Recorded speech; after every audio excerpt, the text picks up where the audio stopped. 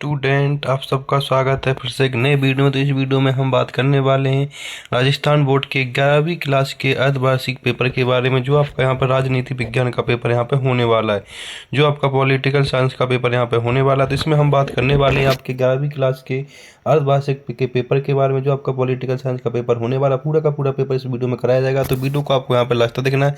अगर आप चैनल पर पहली बार, तो चैनल को आपको यहाँ पर सब्सक्राइब कर लेना है। तो यहाँ पर देख सकते हैं आपके यहाँ पर टोटल 34 क्वेश्चन होने वाले हैं, जो आपका यहाँ पर 3 घंटा 15 मिनट का समय मिलने वाला। टोटल आपका ये 70 नंबर का पेपर होने वाला है। तो पूरे के पूरे 70 के 70 नंबर आपके इसी पेपर से आने वाले हैं। तो पेपर को आपको यहाँ पर लास्ट तक देखना है, और अगर चैनल पर पहली बार, तो चैनल को सब्सक्राइब कर लेना है। अगर आपको वीडियो, अगर इसका पीडीएफ चाहिए, तो पीडीएफ के लिए आपको टेलीग्राम चैनल ज्वाइन करना पड़ेगा। वहाँ पे आपका इसका पीडीएफ पूरा का पूरा मिल जाएगा। तो इसमें आपको सबसे पहले ऊपर आपको यहाँ पे अपना अंकों में रोल नंबर डाल देना है, और यहाँ पे आपको शब्दों में रोल नंबर लिख देना है। और यहाँ पे राजनीति विज्ञान का पेपर पॉलिटिकल साइंस का 11वीं क्लास का। इसके बाद आपको यहाँ पर नीचे दिए गए निर्देशों को अच्छे से पढ़ लेना, जिसमें पहला निर्देश लिखा है कि परीक्षार्थी प्रश्न पत्र के पहले पृष्ठ पर अपना अनुक्रमांक अवश्य लिखें। दूसरा लिखा गया है कि प्रत्येक प्रश्न के सामने उसका अंक भार अंकित किया गया है। यहाँ पे आपका इंग्लिश में लिखा हुआ, इंग्लिश और हिंदी दोनों में पेपर आपका होने वाला है। तो बस आपको वीडियो में बना रहना है, एकदम मज़ेदार पेपर आपका होने वाला है। चलो चलते पहले प्रश्न, क्योंकि पहला प्रश्न इसमें क्या पूछा गया है। तो यहाँ पे आप देख सकते हैं कि जो सबसे पहला प्रश्न आपका यहाँ पे पूछा गया है, तो सबसे पहले प्रश्न में आपका खंड ए स्टार्ट होने वाला है, जिसमें आपसे पार्ट ए में पूछा है कि बहु विकल्पीय प्रश्न, प्रत्येक प्रश्न के लिए 1 अंक आपका इसमें दिए जाने वाला है। तो पहला प्रश्न पूछा है कि भारतीय संविधान का कौन सा औपचारिक रूप से निर्माण किया गया। कौन से औपचारिक रूप से निर्माण किया? राष्ट्रपति द्वारा, संविधान सभा द्वारा, पंडित नेहरू द्वारा, या फिर कैबिनेट मिशन द्वारा। तो इसका आंसर आपका बी हो जाएगा, जिसमें आपका संविधान सभा द्वारा इसका निर्माण होगा। प्रश्न नंबर दूसरा पूछा गया, सन 1940 में उद्देश्य प्रस्ताव किसने प्रस्तुत किया था? पंडित जवाहरलाल नेहरू ने, महात्मा गांधी ने, सरदार पटेल ने, या डॉक्टर अंबेडकर ने। किसने किया था? तो दूसरे का आंसर हो जाएगा पंडित जवाहरलाल नेहरू ने उद्देश्य प्रस्ताव प्रस्तुत किया था, जो आपका यहाँ पर 1940 में। प्रश्न नंबर तीसरा पूछा गया, जिसमें पूछा गया कि किस आदेश के द्वारा न्यायालय किसी गिरफ्तार व्यक्ति को न्यायालय के सामने प्रस्तुत करने का आदेश देता है। इसमें लिखा है पहला ऑप्शन लिखा है बंदी प्रत्यक्ष, दूसरा लिखा है उत्प्रेषक लेख, तीसरा परमादेश, और चौथा यहाँ पे अधिकार पेक्षा। तो इसमें से कौन सा आ जाएगा? तीसरे में आपका बंदी प्रत्यक्षीकरण आ जाएगा। तो इस तरह से 3 के 3 प्रश्न आपके हो गए। अब नेक्स्ट प्रश्न की बात करने वाले, नेक्स्ट प्रश्न क्या है उसकी पूरी की पूरी बात इस वीडियो में करने वाला हूँ। तो वीडियो को आपको लास्ट तक देखते रहना, सारे के सारे प्रश्न आपके यहाँ पे विथ आंसर के साथ मिलने वाले हैं। तो यहाँ पे आपका प्रश्न नंबर जो स्टार्ट होने वाला, प्रश्न नंबर आपके यहाँ पे तीसरा हो जाएगा। इसमें पूछा गया कि किस मौलिक अधिकार को 44वीं संविधान संशोधन द्वारा मौलिक अधिकारों की सूची से हटाया गया था? तो पहला स्वतंत्रता का अधिकार, दूसरा यहाँ पे आ जाएगा समानता का अधिकार, तीसरा संपत्ति का अधिकार, चौथा शोषण के विरुद्ध अधिकार।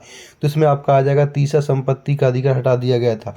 प्रश्न नंबर 5 में पूछा गया कि भारत में लोकसभा चुनाव में खड़े होने के लिए उम्मीदवार को कम से कम कितने वर्ष का होना चाहिए? 21 वर्ष का, 25 वर्ष का, 35 वर्ष का, या 30 वर्ष का। तो इसमें ऑप्शन आ जाएगा कम से कम उसको 30 वर्ष का होना चाहिए लोकसभा में चुनाव लड़ने के लिए। तो प्रश्न नंबर 5 का भी पूरा का पूरा आंसर हो गया। हम बात करने वाले नेक्स्ट प्रश्न की। नेक्स्ट क्या पूछा गया? तो प्रश्न नंबर नेक्स्ट आता है 6, जिसमें पूछा गया है कि इनमें से कौन सा कार्य चुनाव आयोग नहीं करता है? मतदाता सूची तैयार करना, उम्मीदवार का नामांकन करना, आचार संहिता लागू करना, पंचायत के चुनाव का पर्यवेक्षण करना। तो इसका ऑप्शन आ जाएगा आपका डी, पंचायतों का चुनाव का परीक्षण करना नहीं करता। प्रश्न नंबर 7 में पूछा गया कि भारतीय न्यायपालिका की संरचना के अंतर्गत सबसे निचला स्तर कौन सा है? तो यहाँ पे आपका ऑप्शन में देख लीजिए कौन सा सबसे निचला, जिला न्यायालय, अधीनस्थ न्यायालय, सर्वोच्च न्यायालय, उच्च न्यायालय। तो इसमें आ जाएगा आपका अधीनस्थ न्यायालय। ऑप्शन आपका यहाँ पे बी आ जाएगा। क्या आ जाएगा? अधीनस्थ न्यायालय आपका यहाँ पे नहीं, अधीनस्थ न्यायालय नहीं, आपका यहाँ पे ऑप्शन ए आ जाएगा, जिसके अंदर आपका डिस्ट्रिक्ट न्यायालय क्या आ जाएगा? डिस्ट्रिक्ट न्यायालय सबसे निम्न स्तर वाला आपका न्यायालय होता है। तो ऑप्शन 7 का आपका यहाँ पर ए ऑप्शन हो जाएगा। नेक्स्ट प्रश्न की बात करते हैं। नेक्स्ट प्रश्न आपका इसमें 8 आ जाएगा, इसमें पूछा गया कि महात्मा गांधी की पुस्तक का नाम क्या था? रिपब्लिक, लेवियन, या फिर 2 ऑप्शन और दे रखे, उनकी हम बात करने वाले, नीचे दे रखे, उनकी हम पूरी की पूरी बात करें। तो उनकी पुस्तक का नाम क्या था महात्मा गांधी की? उनकी पुस्तक का नाम था हिंद स्वराज। तो यहाँ पे 8 का हिंद स्वराज हो जाएगा। प्रश्न नंबर 9 में भारत के राज्यों में राज्यपाल की नियुक्ति कौन करता है? मुख्यमंत्री करता है, राष्ट्रपति द्वारा होती है, लोकसभा अध्यक्ष द्वारा या गृह मंत्री द्वारा? तो यहाँ पे आपकी राष्ट्रपति द्वारा नियुक्ति होती है। क्वेश्चन नंबर आपका 10 में भारत का संविधान लागू कब हुआ था? 26 जनवरी 1949 को, 26 जनवरी 1950 को, 15 अगस्त 1947 को, 26 जनवरी 1952 को?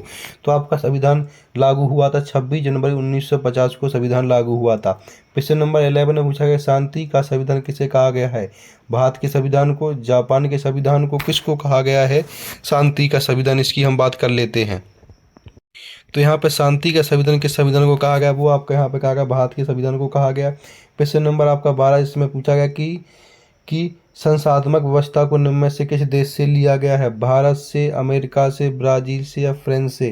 तो इसका ऑप्शन आपका आ जाएगा अमेरिका से लिया गया है। क्वेश्चन नंबर नेक्स्ट जिसमें विधायिका द्वारा बनाए गए कानून को लागू करने के लिए जिम्मेदार कौन है? कार्यपालिका, न्यायपालिका, व्यवस्थिका या उपयुक्त में से कोई? तो यहाँ पे आ जाएगा न्यायपालिका। क्या आ जाएगा? कानून को लागू करने के लिए जिम्मेदार कौन आ जाएगी? तो यहाँ पे आ जाएगी कार्यपालिका आपकी। कौन आ जाएगी?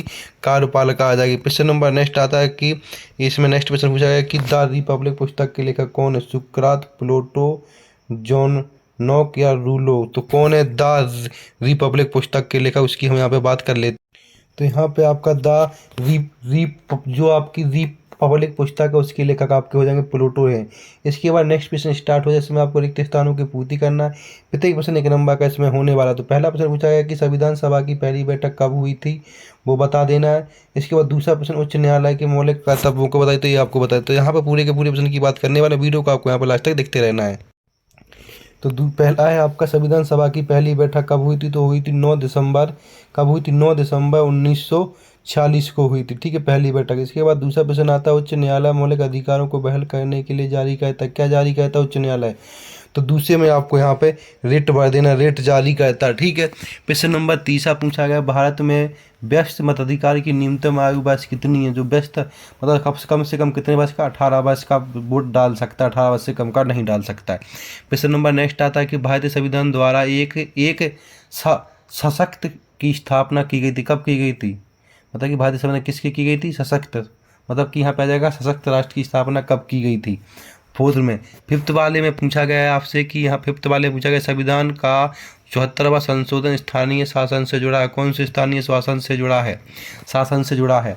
तो इसमें आपका 5th वाले में क्या आ जाएगा वो देख लीजिएगा। तो यहाँ पे आपका आ जाएगा नगरीय। किससे? नगरीय स्थानीय शासन से जुड़ा हुआ है।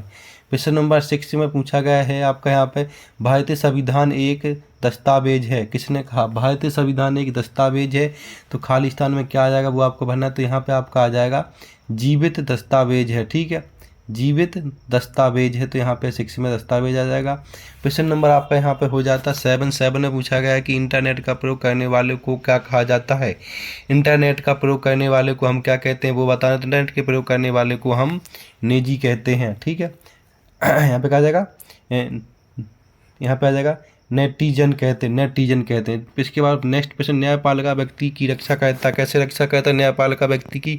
वो आपको यहाँ पे बता दें। तो न्यायपालिका व्यक्ति की रक्षा कैसे करता है वो आपको यहाँ पे बता देना। तो वो आपको यहाँ पे आ जाएगा, देख लीजिएगा। तो वो आपको यहाँ बता देना। तो किस तरह से आ जाएगा यहाँ पे क्वेश्चन नंबर 8 का? तो यहाँ पे आ जाएगा अधिकार की रक्षा करता है। इसके बाद प्रश्न नंबर 30 पूछा गया अति लघु उत्तर प्रश्न जो आपके लिए 1.5 नंबर के होने वाले।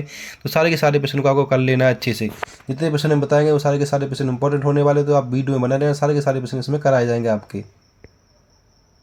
तो यहाँ पर नेक्स्ट प्रश्न जो आपका था आदि लघु उत्तर प्रश्न स्टार्ट होने वाला है, जिसमें पहला प्रश्न पूछा गया कि भारतीय संसद के दोनों सदनों के नाम लिखिए। तो आपका पहला प्रश्न हो जाएगा, जिसका आंसर हो जाएगा लोकसभा और राज्यसभा। यहाँ पर पहले का आंसर आपको यहाँ पर लिख देना है। प्रश्न नंबर 2 की बात करते हैं। तो प्रश्न नंबर 2 क्या पूछा गया वो देख लीजिए। दूसरा पूछा गया कि यहाँ पे संसद के कोई 2 कार्य लिखिए। इसके बाद तीसरा पूछा गया संविधान के किस अनुच्छेद में संशोधन विधि का वर्णन किया गया है। तो वो 368 क्या आ जाएगा? 368 आ जाएगा आपका तीसरे का। चौथे में संविधान को मूल संरचना के सिद्धांत से क्या आशय है बता देना। 5th में JS बिल के अनुसार स्वस्थ समृद्ध कार्य कौन से हैं वो बता देने। 6 में पूछा गया कि मानवता के 2 आयाम लिखो, ये बता। इसके क्वेश्चन नंबर 7 में नागरिकों को समान मदद का दिया जाना चाहिए। दिया जाना किस प्रकार की समानता का प्रतीक है, ये आपको बता। क्वेश्चन नंबर 8 में लोगों के विस्थापित होने का एक कारण लिखिए। क्वेश्चन नंबर आपका यहाँ पर 9 में एक संस्कृति का एक राज्य की अवधारणा से क्या आशय है, ये होता है। तो यहाँ से इस तरह के आपके लघु उत्तरीय प्रश्न ये होने वाले, तो सब के सब आपको अच्छे से याद कर लेने हैं। इसके बाद 10 नंबर जो प्रश्न आती है लघु उत्तरीय, उसमें पूछा है कि राष्ट्र निर्माण के 2 तत्वों के नाम लिखिए। इसके बाद खंड आपका 20 स्टार्ट हुआ है, इसमें लघु उत्तरीय प्रश्न पूछे गए हैं, जो आपके 1.5 नंबर का एक प्रश्न यहाँ पे होने वाला है। तो चौथा प्रश्न पूछा गया कि 73वें संविधान संशोधन की 3 विशेषताएं लिखिए। प्रश्न नंबर 5 पूछा गया पंचायती राज व्यवस्था की त्रिस्तरीय बनावट क्या है। प्रश्न नंबर 6 में भारतीय संविधान को जीवंत दस्तावेज क्यों कहा जाता है। प्रश्न नंबर 7 में लचीले और क्या होता हूँ लचीले और कठोर संविधान में कोई 2 अंतर लिखिए। प्रश्न नंबर 8 में भारतीय संविधान का राजनीतिक दर्शन क्या है। 9 नंबर में पूछा गया है कि भारतीय संविधान की 4 प्रमुख विशेषताएं लिखिए। 10 में पूछा गया कि हानि सिद्धांत क्या है। प्रश्न नंबर 11 में पूछा गया कि लोकतांत्रिक देशों में नागरिकों की कौन सी राजनीतिक अधिकार दिए गए हैं। तो ये आपका 11 नंबर प्रश्न। तो यहाँ से आपके लघु उत्तरीय प्रश्न स्टार्ट हो गए थे। सारे के सारे प्रश्नों को आपको यहाँ पर अच्छे से कर लेने, जितने प्रश्न बताएंगे वो सारे के सारे प्रश्न इंपॉर्टेंट है, तो इन सारे के सारे प्रश्नों को आपको अच्छे से कर लेना है। नेक्स्ट प्रश्न की नेक्स्ट प्रश्न इसमें क्या पूछा। प्रश्न नंबर आपका यहाँ पर आ जाता है 12 नंबर, जिसमें पूछा गया है कि राष्ट्रवाद से पराधीन राष्ट्रों को क्या लाभ होता है। प्रश्न नंबर आपका 13 में राष्ट्रवादी भावनाओं को प्रेरित करने वाले 2 कारकों का उल्लेख कीजिए। प्रश्न नंबर 14 में धर्मनिरपेक्ष के 2 पहलू कौन से बता देने आपको। प्रश्न नंबर 15 में अंतर धार्मिक वस्तु को स्पष्ट कीजिए। तो इस तरह से आपके लघु उत्तरीय प्रश्न पूरे के पूरे हो चुके हैं। आप खंड सी की बात करने वाले, जिसमें आपसे दीर्घ उत्तरीय प्रश्न पूछे गए, लॉन्ग टाइप क्वेश्चन, जिस प्रश्न का आपको 4 नंबर मिलने वाला है एक प्रश्न का। तो यहाँ पर देखिए 16 नंबर प्रश्न पूछा गया कि प्रस्तावना में दिए गए भारतीय संविधान के उद्देश्यों का वर्णन कीजिए। तो 16 नंबर प्रश्न हो गया। नेक्स्ट प्रश्न क्या वो इसकी बात कर लेते हैं।